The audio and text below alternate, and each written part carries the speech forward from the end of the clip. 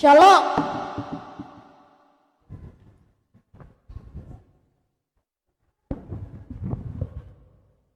Shalom.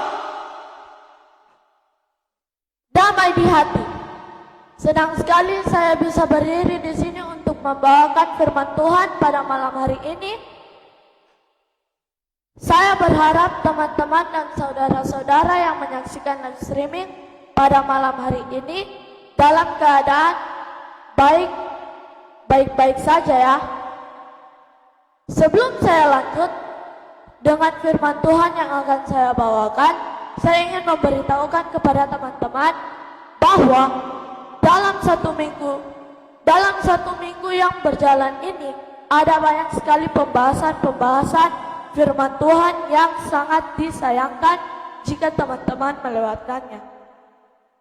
Karena ada banyak pertanyaan dan hadiah bagi yang dapat menjawab pertanyaan tersebut. Judul firman Tuhan pada malam hari ini adalah benarkah Allah? Tapi sebelum lanjut, mari kita berdoa. Bapa, berkati anak ini untuk berbicara, berkati orang yang mendengar. Biarlah itu bisa tertanam di dalam hati dan pikiran kami. In doa kami, ampuni segala dosa kami. Dalam nama Yesus, selamat kami. Amin.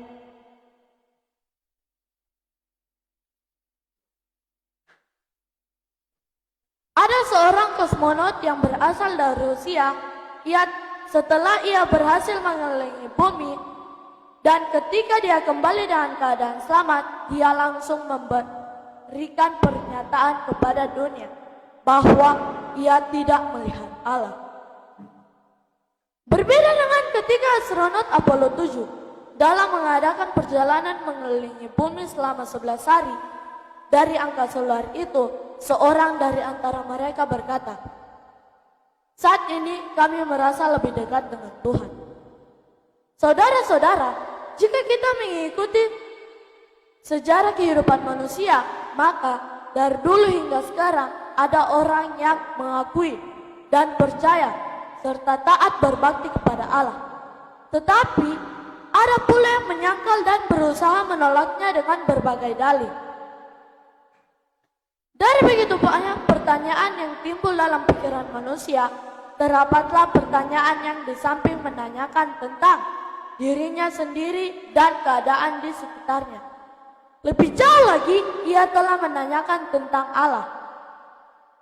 Pertanyaan-pertanyaan tersebut seperti, siapakah Allah itu? Bagaimana dapat kita mengetahui bahwa Allah itu ada? Dapatkah kita mengenal Allah? Apabila kita bertanya dengan jujur dan ingin mencari Allah dengan segenap hati kita, maka kita akan memperoleh jawaban yang tepat dan mendapat Dia. Allah itu ada.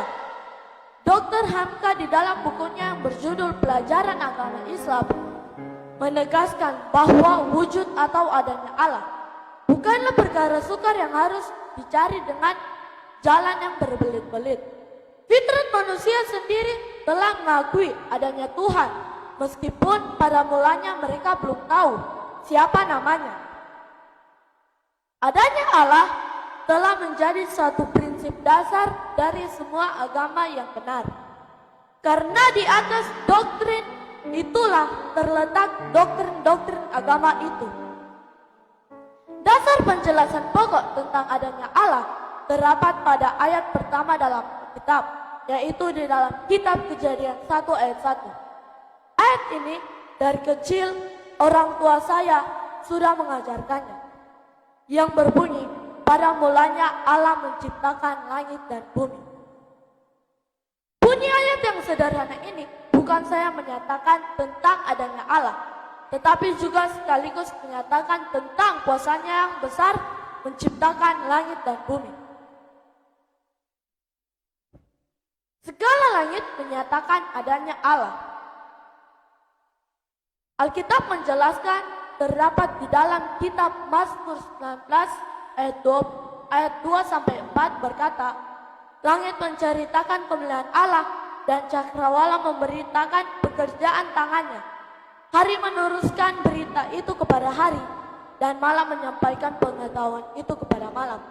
tidak ada berita, suara mereka tidak terdengar.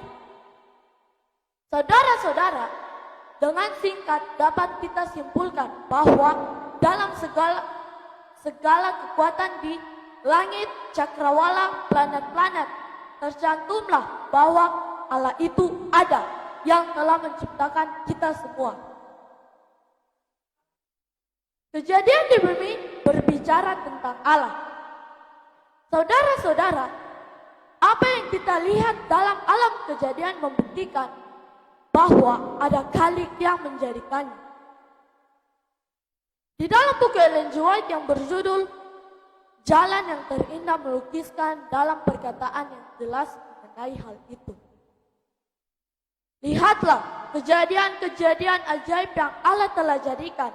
Timbanglah kegunaan kejadian-kejadian itu bagi keperluan dan kesenangan. Bukan saja untuk manusia, tetapi segala makhluknya. Cahaya matahari dan hujan yang menyenangkan dan menyegarkan bumi, gunung-gunung dan lautan yang besar, dan padang-padang yang luas sekaliannya itu menyatakan kecintaan Allah yang sudah menjadikan kita semua. Allah itu cinta adanya.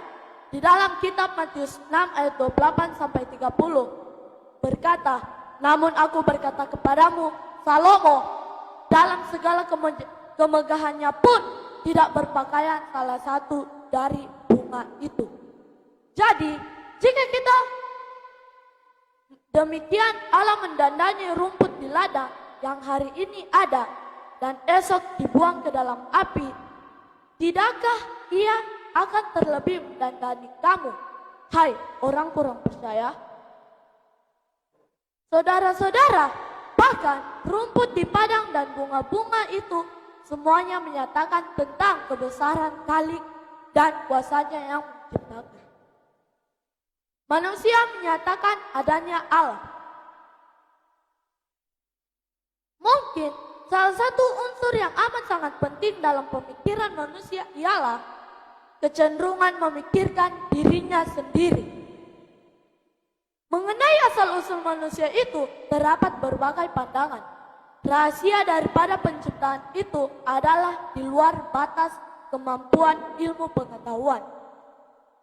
Di dalam Alkitab yang terdapat di dalam kitab Kejadian 2 ayat 7 mengatakan, ketika itulah Tuhan Allah membentuk manusia itu dari debu dan tanah dan menghembuskan nafas hidup ke dalam hidungnya. Demikianlah manusia itu menjadi makhluk yang hidup. Siapakah yang dapat menjelaskan tentang jiwa dan kepribadian manusia kecuali yang telah dijelaskan di dalam Alkitab? Manusia itu ada karena adanya pencipta, yaitu Allah yang Maha Kuasa. Yesus sendiri dengan tegas berkata tentang asal mulanya manusia itu. Dalam kitab Matius 19 ayat 4 berkata, jawab Yesus, tidakkah kamu baca bahwa Ia yang menciptakan manusia itu sejak semula menjadikan mereka laki-laki dan perempuan? Ilmu pengetahuan membenarkan adanya Allah. Dalam perkembangan dunia modern ini kita dapat mengetahui bahwa masih ada juga manusia yang menamakan dirinya sarjana yang tetap tidak percaya adanya Allah. Dr. R.I. Malikan, salah seorang sarjana yang menemukan sinar-sinar kosmik berkata, bagiku, aku ini sebenarnya adalah tanda dari jari Allah. Aku menemukan Khalik senantiasa dalam pekerjaanku.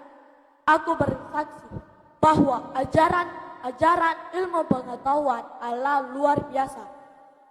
Sama seperti ajaran Yesus yang pada dasarnya sangat berfaedah dan baik adanya.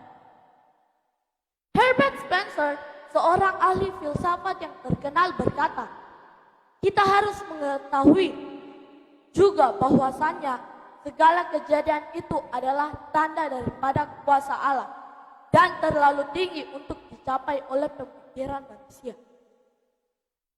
Jadi, apakah dapat dibuktikan keberadaannya?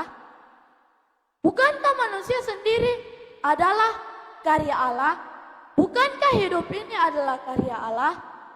Apakah manusia dapat mengusahakan kehidupannya sendiri? Apakah alam semesta adalah karya Allah? Tentu saya tidak, saudara-saudara. Seorang bayi akan sangat bergantung kepada ibunya. Orang yang tua akan bergantung dengan orang yang muda. Sifat ketergantungan inilah yang membuat nilai manusia menjadi relatif dan senantiasa. Mencari pegangan yang mutlak dalam hidup itulah karya Allah. Seperti bukti yang sangat sederhana, terlalu sederhana untuk disangkal. Ada yang menyatakan karena Allah tidak dapat dilihat, maka itu membuktikan Allah tidak ada. Bukankah ini adalah argumen yang tidak masuk akal? Saudara-saudara, bukankah hampir setiap saat hidup kita dengan realistis, dengan tidak kelihatan, namun kita akui keberadaannya, seperti cinta oksigen, keadilan, keindahan, dan sederet bukti lainnya. Apakah kita akan menyatakan itu tidak ada? Kelihatannya masuk akal, tetapi tidak masuk akal. Allah telah menanamkan diri kita suatu keinginan pengenalan akan Dia.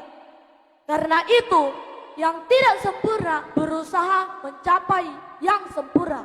Dan yang paling sempurna yaitu Allah.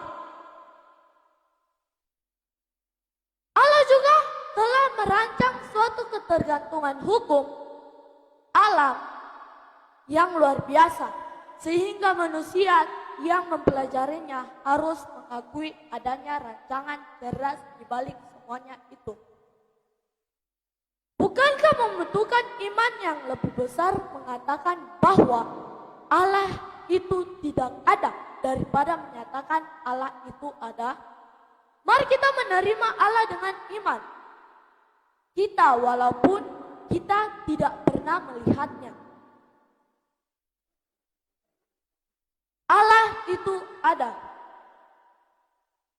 Bukankah membutuhkan iman yang lebih besar mengatakan bahwa Allah itu tidak ada daripada menyatakan Allah itu ada? Mari kita menerima Allah dengan iman, walaupun kita tidak pernah melihatnya.